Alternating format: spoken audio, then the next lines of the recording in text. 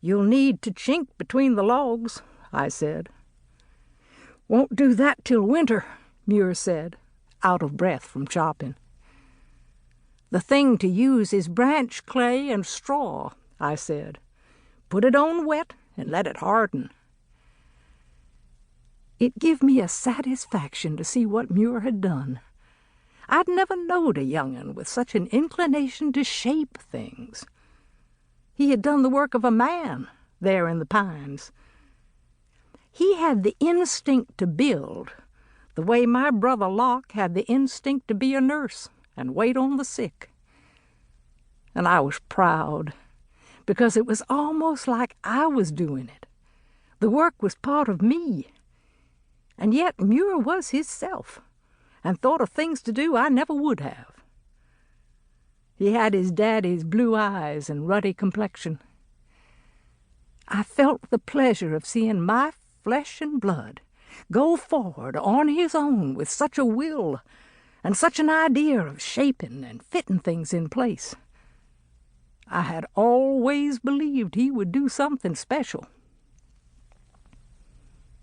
It wasn't more than 3 days later that Muir came running into the house, his face white and his hair roughed up by wind. "Where is Moody?" he hollered. "Ain't seen him," I said. Muir stomped on the kitchen floor and turned to run out.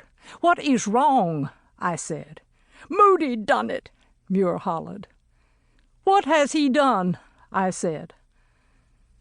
I had a sick feeling in my joints, because Moody was always getting into trouble. But Muir was already out the door. I dried my hands and followed him. I seen Moody on the trail from the barn, and I seen Muir pick up a rock under the hemlock tree and run toward his brother. Moody was 3 years older, and he was wiry and tough, but Muir was catching up with him in size.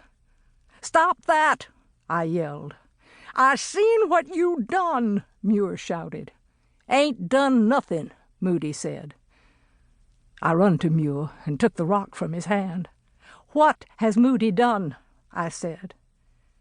Muir stomped the ground, and his face turned from white to red. "He ruined it," he yelled. "Who says?" Moody said.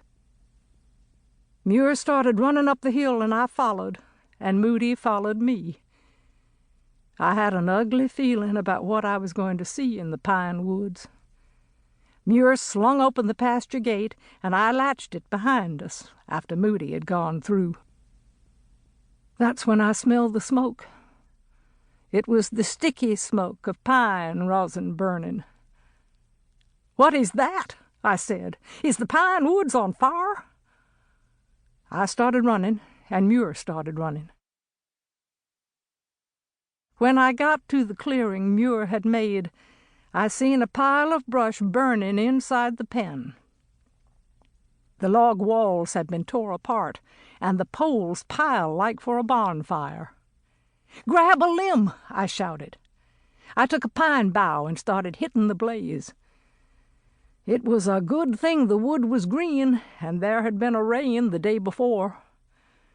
The pine needles on the ground had not caught fire. There was no way to keep the brush from burning, but we beat out the flames on the logs and kept the blaze from spreading to nearby trees. The fire crackled and hissed as clots of sap busted. I beat the flames with the limb and kicked needles out of the way to make a space of bare ground around the burning brush. "Who started this?" I said. "He done it," Muir said, and pointed to Moody. "Must have been lightning," Moody said. Moody had high cheekbones from our Cherokee blood way back, and he always looked a little older than he was. "I ain't seen no lightning," Muir said. "Did you do this?" I said to Moody. "Maybe it was outlaws," Moody said, and turned his face away from me. I grabbed Moody's arm and pulled him out into the clearing. Just then I seen the matches in his shirt pocket.